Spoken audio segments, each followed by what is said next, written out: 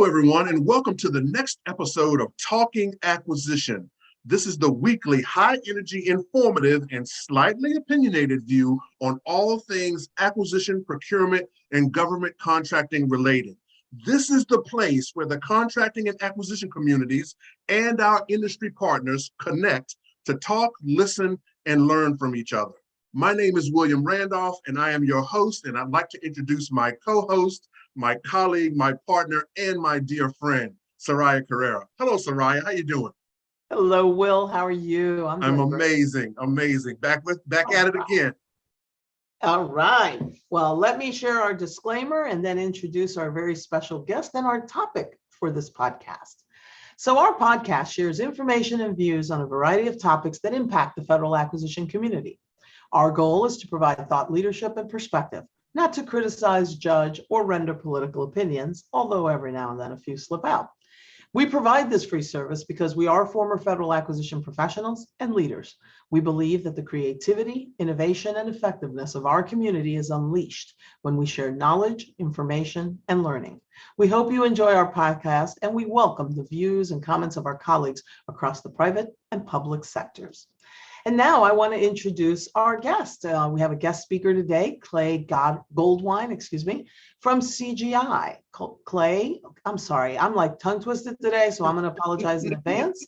But Clay and I kind of go way back. We've known each other for a while, but Clay leads the National Security and Justice Business Unit at CGI Federal, which is a wholly owned U.S. operating subsidiary of CGI Incorporated. As the business unit leader and senior vice president, Clay leads the development and execution of the business and solution strategy for a diverse client portfolio within national security and justice agencies. Throughout his career, Clay has been a leader in IT modernization, cloud, and cybersecurity. He joined CGI in 2004 through the merger with American Management Systems, where he actually began his career in 1994. He is recognized for his technical and management leadership, both internal to the company and externally. His work spans a wide range of federal, state, and commercial customers across a breadth of domains and technical areas. Clay is a fellow of the American Council for Technology Industry Advisory Council Partners Program. He also chairs the DHS group for the 4x24 Leadership Program and is an active participant in the Washington Executive National Security Council and the Professional Services Council. Clay, welcome to our podcast. Thank you, Soraya, and thank you, Will. I really appreciate you inviting me on. Yeah, no, it's a pleasure to have you here. Absolutely. So I'm going to tell our audience a little bit about, and tell Will probably, because he probably doesn't even remember, how kind of we came about to having you on the show. You and I were having an intellectual discussion, mostly on your part, because it was intellectual, about experience and past performance and how the government evaluates it and what we look for in experience and past performance.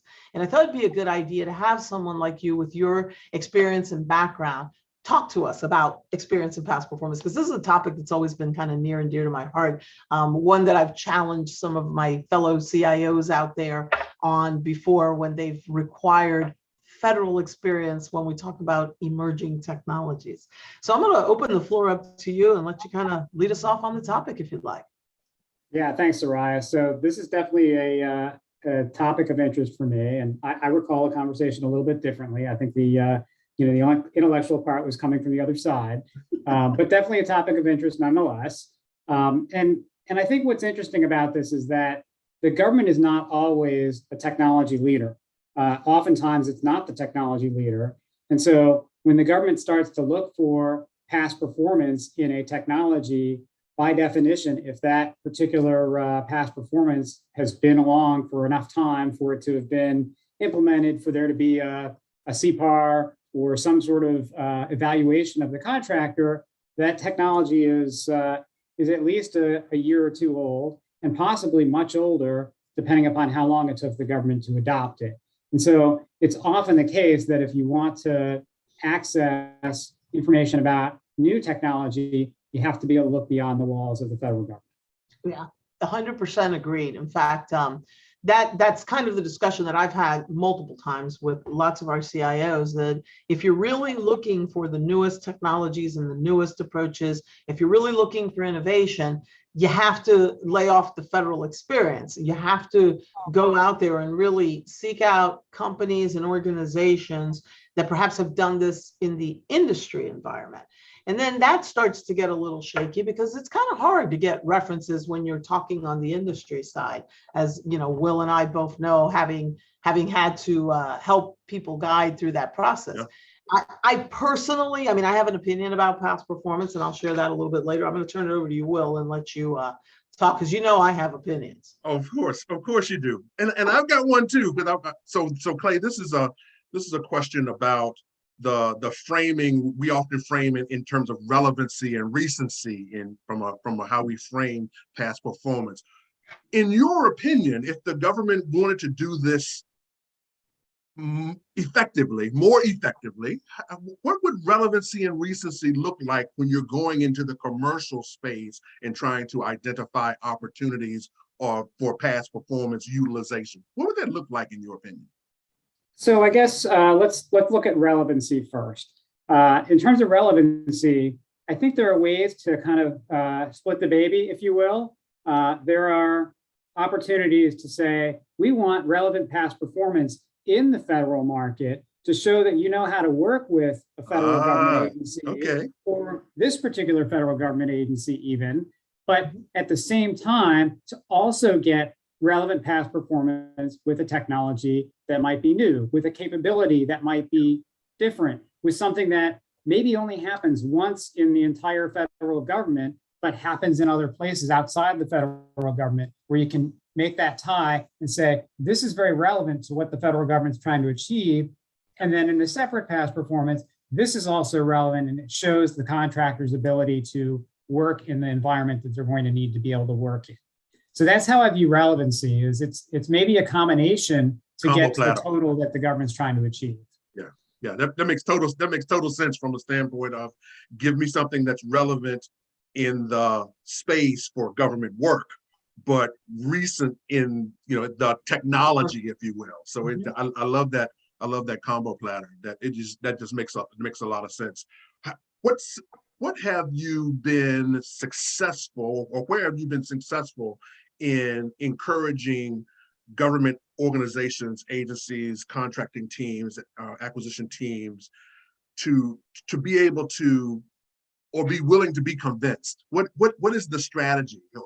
How have you used that strategy before, and how do you convince them to be willing to be convinced that the baby split is a viable strategy? So it's tricky, and I can't always predict where we're going to be successful and where we're not. Sometimes you try something out and you say, I don't know if this is going to work, and it does. And other times you try it out and you expect it's going to work and it falls flat. So there's some amount of variability there. But in general, I would say that the relevancy of the past performance is very much a factor in the government accepting that past performance, if the government even gets into a conversation about that. Sometimes sometimes you don't have the opportunity to get into the conversation about what that particular past performance is. The contracting officer is setting a standard, and that's going to be the standard for that particular procurement or for a set of procurements that they're working with. Sometimes you've had the opportunity, the program office, or you have a conversation with the program office, and they understand a little bit about some of the other performance that you may have. Sometimes you don't. So it's a little bit of a guessing game as to where it's going to ultimately be allowed and where it's not going to be allowed. And that makes it a little bit difficult to determine, hey, for this particular opportunity that we're looking at, what are our chances? Is it worth making that investment in pursuing this opportunity if we don't know whether or not the government is going to accept one of the past performance citations that we really feel is a best fit? Is a best fit, yeah. So just a couple of thoughts on past performance, because I've grappled with this for a long time. First of all, I think when you're relying on past performance solely coming out of CPARS, good luck with that, because we know that CPARS is not complete, and the information presented is not always the best, right? We know that sometimes people just check off satisfactory just to be done with it because they don't want to have to write written comments. And so I think when you're going to do a past performance reference check, you got to pick up the phone and call. It's the same thing as when you're doing a reference check on personnel. If you're just going to rely on a little check mark system, good luck with that. But if you talk to somebody, you'll start to get, real information. But past performance is not a guarantee of great performance in the future, as I've always said. It's about probability of success, because the reality is, unless you have all circumstances being equal, you can't guarantee that past performance information guarantees good future performance or even great future performance. But what it does do is give you a level of certainty, a level of confidence that you're taking less risk. That said, it is about risk. And when you're trying to do something with new technologies, I think we have to change our thinking in government, right? If we want innovation and we want new technologies and we want to bring about change, then we have to be willing to take a certain level of risk and say, I'm going to look at the company's past performance in terms of their experience, how they've worked with other customers, especially large customers, federal, whatever. But maybe we're not going to look at their implementation of this technology. We're going to look at their approach and the probability of success of that approach, right? Which is a little bit different, and it is risky, but I think it's worth it in the end, because if not, you're not going to get the new and emerging technologies. That's not going to happen. So what are your thoughts on that, Clay? Just curious. Yeah, I think for starters, the government is inherently risk averse. That's just the nature of how things tend to happen. And so due to a variety of factors and the number of acquisitions, it's easier for a procurement to be set up in a very risk-averse format. But not all procurements are successful like that. Some are, and some are not. And so being able to think outside the box a little bit and look at what is this procurement for? If it's for O&M of a mainframe system, no, you don't need to go beyond the government's walls to find that. In fact, you're going to have a hard time finding some of those examples outside of the government's walls. But if it's for a new technology, if it's artificial intelligence, if it's machine learning, if it's blockchain, you're going to have a hard time finding 3 or 5 past performance citations within the government that belong all to the same contractor that is bidding. And so you're going to be forced to consider outside of the government past performance. And there are various levels in between that will make that more or less viable. So I think it's about trying to find something that is going to give you a good chance of success without necessarily expecting that it guarantees success, because no past performance from any set of agencies or customers is going to guarantee success. Yeah, no, I agree with that. And I also think that, when we talk about looking at new technologies like AI, machine learning, the other issue that you're going to grapple with is, even if a company has experience doing something in the federal government, they probably haven't finished the project. So you don't even know it's successful, right? All you know is, well, okay, they got it started really well, or, everybody seems to be happy with it, but you know how that goes. Honeymoon period's over, and then something goes wrong. Everybody freaks out, and, oh my God, bad contractor, bad product. So that's the other thing about it, that sometimes we're measuring or we're using these past performance evaluation on projects that haven't been completed. So even if you get that past performance, if it hasn't been completed, how do you know it's going to be successful? How do you know it will achieve that end objective, that you set out to achieve? I make a lot of noise over here. Anyway, so I always think about, how do we help the government be less risk averse, right?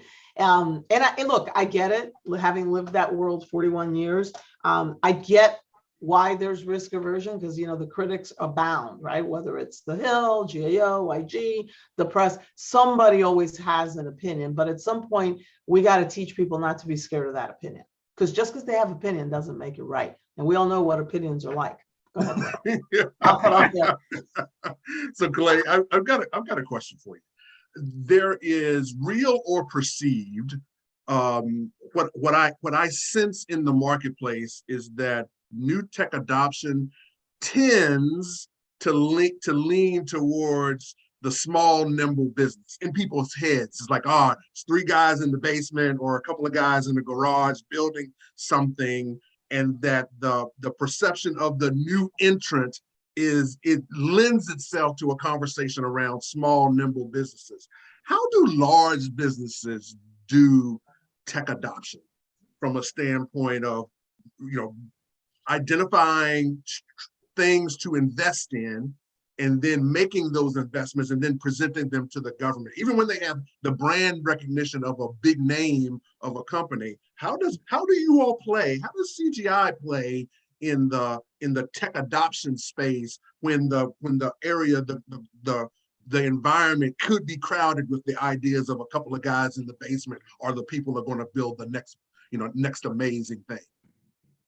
Yeah, so I think like many of our competitors, CGI has a practice that's focused on those emerging technologies that allows us to do some of that research and development from within.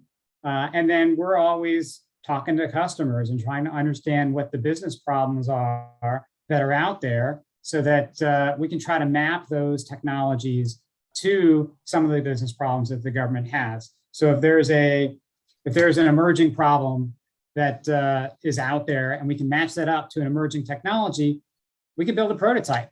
And unlike some of the small businesses, we tend to have a little bit more funding at our disposal to work with to build some of those prototypes.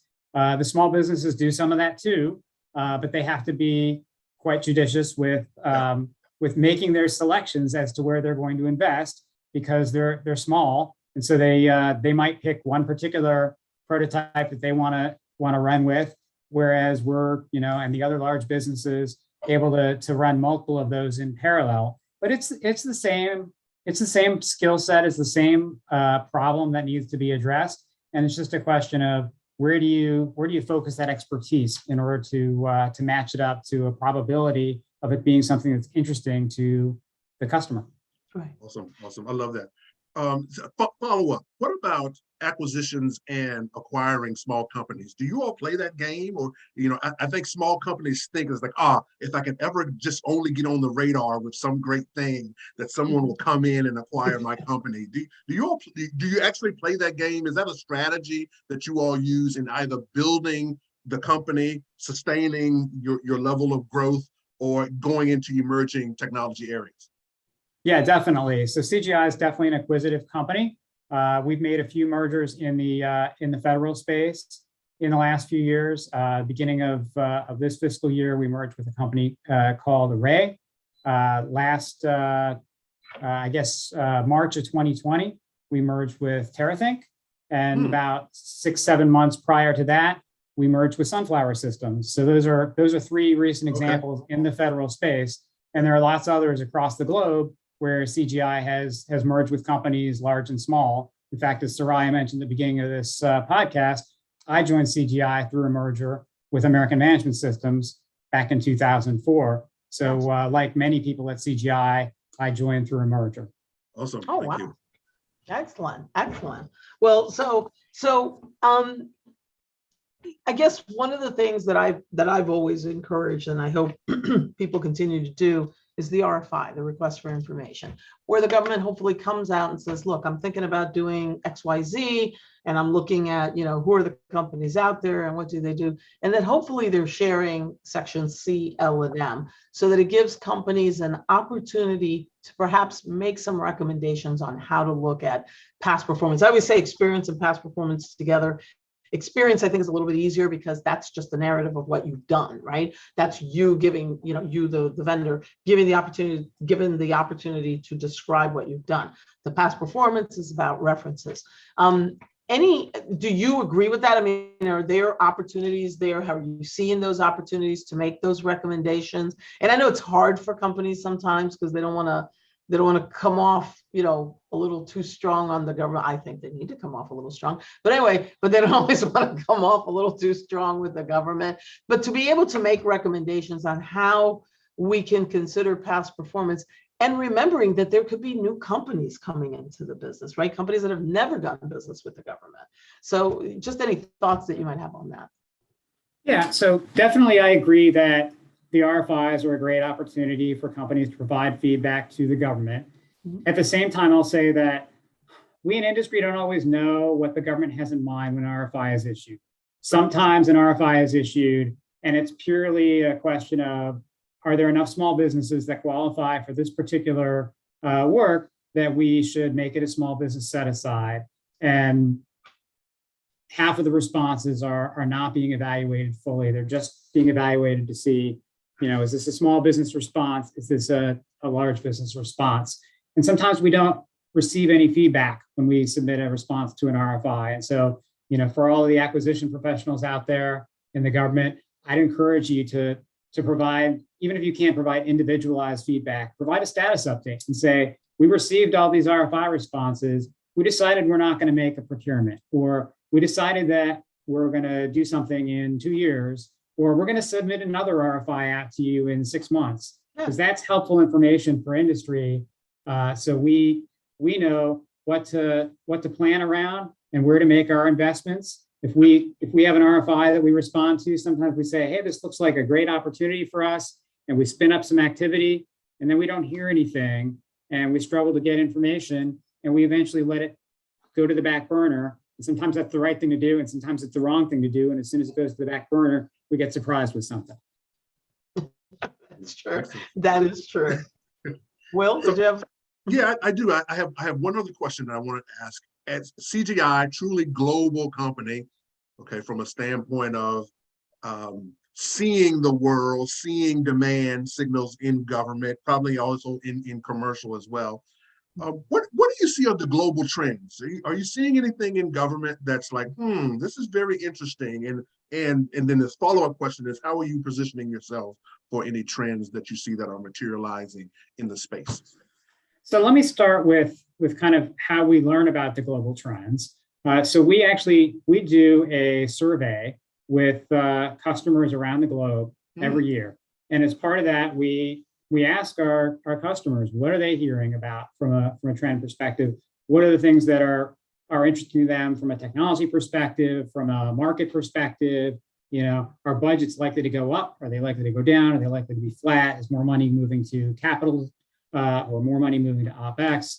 And so we use that as a way to inform ourselves on what the trends are. And then we'll share with our clients as well what we heard at a summarized level, so they can see how they compare to some of their peers across the globe, or how they compare to some of their peers within the federal government space, for example. In terms of some of the trends that we have seen recently, one that comes to mind is cybersecurity.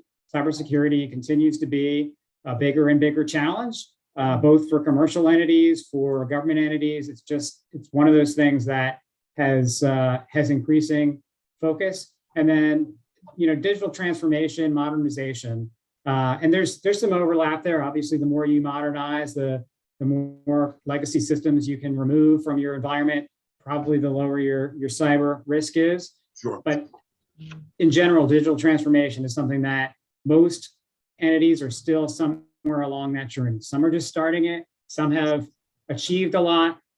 Everybody's on that journey somewhere. Awesome. I love that. I love the idea of a survey. I had never, I see people do them, but I never thought about doing them in terms of doing a temperature check on the future. It's always like kind of survey of how well we've done in the past. But I really like that idea of doing the kind of imagining or asking people to imagine the future. So that's pretty cool. Thank you. What about C-Script? Do you see anything in that area on the supply chain risk management side? I'm just curious. Yeah, definitely. So one of the clients that we work with is CISA.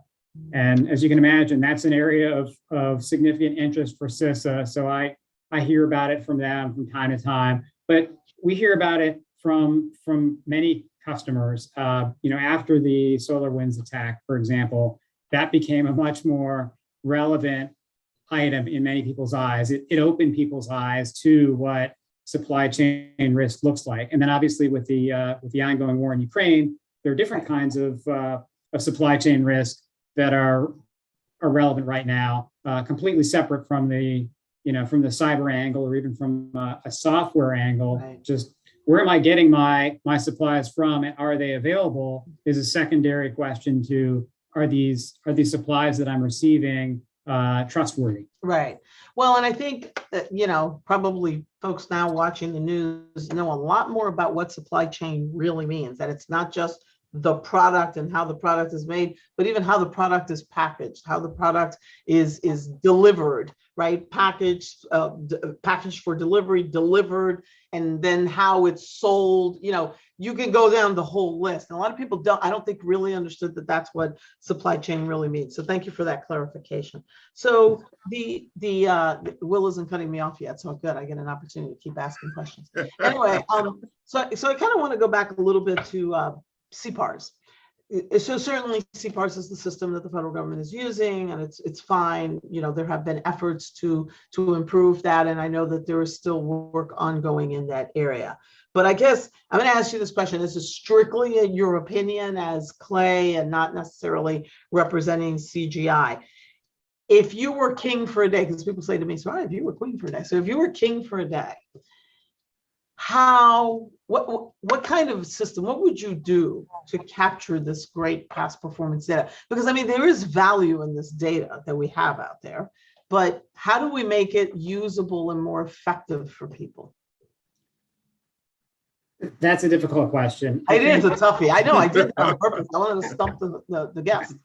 I don't think the CPAR system is the challenge. I think fundamentally, it's one of many jobs that a individual within the government has responsibility for, is updating CPARs. And it's just not at the top of the list for almost anybody. So if somebody has a really great experience or they have a really terrible experience, they're going to go out of their way to document that CPAR more often than not. But anything in between is not likely to get as much attention. Certain individuals are going to say, this is important to me, and I'm going to put the effort into it. But a lot of individuals are just not going to put that effort into it. So I guess the way I would turn that around a little bit is I would say that CPARs can be useful as a supplement to other information, but that there's no substitute for actually having a conversation. If you're trying to understand how a particular contractor did, you pick up the phone and you talk to that contracting officer, you talk to that program manager, you talk to that core, you can get a lot of insight into how that contractor did. And then tying that back to what we were talking about earlier, you can do the same thing with many non-federal customers to get information on how a particular contractor did in working with their client. Yeah. So I will share with you that I partially agree. I agree with you that it's more people getting the data in than it is the system itself. But I do think the system asks too many questions, right? It goes to a level that it's just tedious. And I've long held, let's ask some basics. Did they do a good job? Did they have any problems? What were the problems? Did they overcome the problems? And would you give them another contract? Thank you very much. See you, goodbye. I don't need to know about their subcontractors, all that good stuff. If I want to know that, that's pick up the phone and go talk to somebody, right? If I want to get into that level of detail. So I do think that simplification would help, because then it would make it easier for people to get data into the system, right? Because you're right, the contracting officer, the program manager have 15,000 other tasks to do. This one's going to fall by the wayside unless they're really happy or unhappy. Usually if they're unhappy, that's the more popular thing to get in, right? When you're angry is when you go pound on the keys and get the information in there. So I certainly agree with that. But I continue to believe that we, the community at large, whether it's federal, industry, academia, we need to find a way to simplify CPAR so we can get the data in there and get it out of there as quickly and efficiently as possible, so that the CO has something as a starting point. And then you can't replace that phone call. And you're not going to do that for every procurement, but for a lot of the big ones, I think it is important to have that conversation. I have one last question on the industry side, because I do know industry is a little bit more hesitant to give past performance references. In other words, it's one thing if you know somebody, you can probably get the skinny, but for purposes of documenting it, for an evaluation, much harder. Companies do not like to give those references on one another for obvious reasons. Today, your competitors, tomorrow, you might be partners on a procurement. So just your thoughts on that. Anything you'd like to share? That's definitely true. It is, it's standard practice within the government that other government agencies are going to reach out, or even potentially non-government agencies, commercial customers are going to reach out and ask for past performance. In the commercial world, that is not something that happens as frequently. And a lot of companies are hesitant to have their name out there. They don't want to be associated with the procurement in any way. And oftentimes they want to be secretive about who they're working with as well. They don't want their competitor to understand that they're working with company X, and that company X is helping them, because if company X then goes and helps their competitor, they lose some of that competitive advantage. The government is not often a competitor to those organizations. Right. So oftentimes the concern is more about their name getting out there through Freedom of Information Act requests, for example. And so I would advise that if you're looking to get information from a company, you consider how to make that process as discreet as possible. Right. So, for example, is it possible to have the company provide a description of the work, the contractor that's bidding, provide a description of the work that occurred, but then not provide the name, the email address, the phone number for the individual as a part of the proposal? Instead, have that be under separate cover, have that be marked separately, and then let the contracting officer or somebody else in the procurement organization place a call to a phone number and say, hey, I was given your phone number. I don't know who you are, but I was given your phone number as a part of this proposal that was submitted, and I'd like to get your feedback on company X. Right. And as a part of that, they could have a conversation. They could disclose who they are verbally and describe the work that was done. The government can get the same kind of input without the company fearing that company X's proposal is going to then work to their disadvantage in some way. Right. Very good. Yeah. All right, Mr. All right, Soraya, we're at that time. See, told you. It's at that time. So it's golden nugget time. Clay, this has been an amazing conversation. I really appreciate your contributions. Give me some things to think about. So I'm going to go first. My golden nugget. My golden nugget I'm going to focus my golden nugget to our contracting community, and that golden nugget is going to kind of lay on top of my earlier question. Be willing to be convinced. Don't come to the party with a preconceived notion of what past performance, what experience looks like. Be willing, be open to being convinced of what that could be, what's in the art of the possible. So that's my nugget to our community, is that we know we are trained, and it is reinforced that past performance and experience looks a certain way. I think we're just in an environment now, especially with new entrants and new technology, emerging technology. We must open our aperture a bit and be willing to be convinced what past performance and experience looks like in its current form. So that's my nugget. Soraya. Oh, you want me to get my nugget? I was going to let Clay go next, so I don't steal any of his nuggets. Okay, that's fair. All right, Clay, you go, because I don't want to steal your nuggets. I had a feeling you and I might be sharing a couple of nuggets. I'm not sure I have any nuggets, but I'll do my best to offer something up.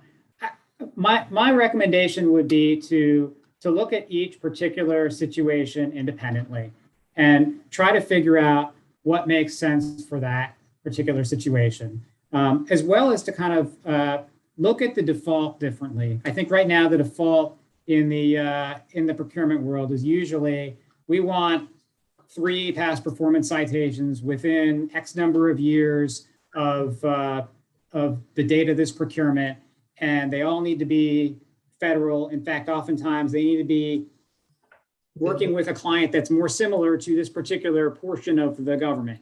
And sometimes that makes sense if you've got a particular requirement. Oftentimes that's not necessary. And so I would encourage folks to think about why do I need to restrict this particular procurement to this type of federal agency? Why do I need to restrict the past performance to the federal government as a whole? Is it okay if I got something from a state, from a local organization, from a commercial entity, from a non-US government entity? Are those going to be equally viable? And can I get a mix in order to leverage that federal past performance that I know I need. They need to know how to work in the federal government. They need to know how a PIV card works, how a background investigation works, while at the same time understanding that there may be capabilities out there that can be leveraged that weren't leveraged in the federal government as frequently. That's fantastic, and I'm glad I let you go before me because I was thinking along those lines. I would have never been as articulate as you were. So Will knows that I never follow instructions. So I have a couple of nuggets. You know that. Here we go. Here we go. Here we go. So first, to government.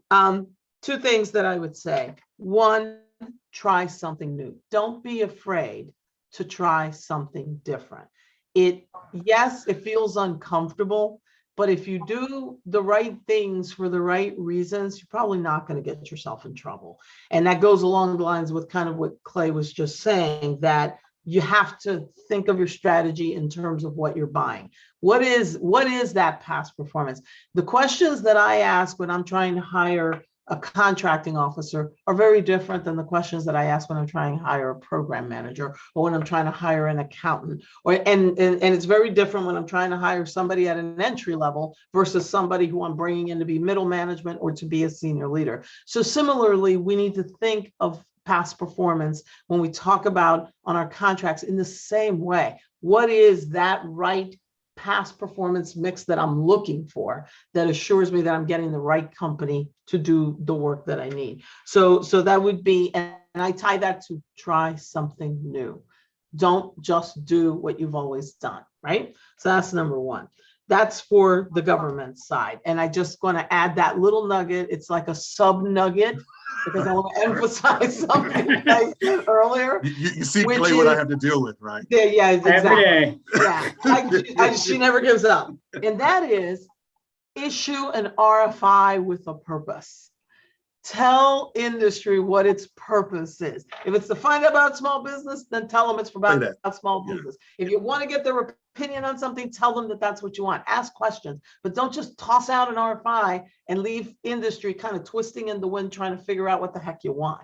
Because if you pinpoint them, they're going to give you the data and then give the feedback. I agree with that, especially status. And then for industry, my nugget is don't be afraid to encourage the government to try something new. So don't be afraid to go out with that crazy idea that says, maybe you might want to consider doing this, or maybe you want to try that. You guys do this to each other all the time. Companies buy from each other and they work with one another and they contract with one another. And sometimes you're looking at things with a different lens, and maybe we need to see that lens. Maybe we need to try to exercise that lens. So I always encourage industry to give us feedback, to tell us, the government, when we're out here doing these solicitations and contracts, especially when that opportunity is given through the RFI or draft RFP, don't be afraid to say, hey, here's a new approach. Here's something you might want to try. Here's something you might want to consider. Here's how we've seen this done before, or here's how we do it to ourselves here in industry. But I do think that industry should try. So those are my two nuggets. Don't be afraid to try something new on the government side. Industry, don't be afraid to tell us to try something new. And the sub nugget is RFIs with a purpose. RFIs with a purpose. now that we've gotten through sub nuggets, Clay, look, we love to just give you an opportunity. If anybody wanted to get in contact with you, how would they get in contact with you? Thanks, Will. So easiest way to get in contact with me is by email. My email address is clay.goldwein, GOLDWEIN @cgifederal.com. All right. And with that, what an amazing experience. Thank you so very much, Clay. As always, Soraya, it's been fun and informative. The combo platter, we just can't get enough of it. So thank you so very much. I told you, we only have the best coming to join us to have the conversation. Clay, I can't thank you enough for joining us, for sharing your insights and your experience. And thank you for what you do. I mean, I'm very familiar with CGI's work through the many years. I was introduced to what was then AMS back in the 90s in my days at INS and a couple other agencies. So I'm very familiar with the work that you guys do, the products that you deliver. And I thank you. I thank you for the partnership with the government. And most of all, I thank you for the partnership with me and now with Will and all the work that you've done through ACT-IAC, CGI, and a couple of other organizations. Keep doing what you're doing. We're going to get it right out here. Absolutely. Thanks for all that you do. I really appreciate the partnership as well, Soraya, from when you were at DHS to more recently after you've left the government. And Will and Sarai, I really appreciate you having me on today. All right. Well, thank And you, with that, Ted. all the best. Be well. All right, well.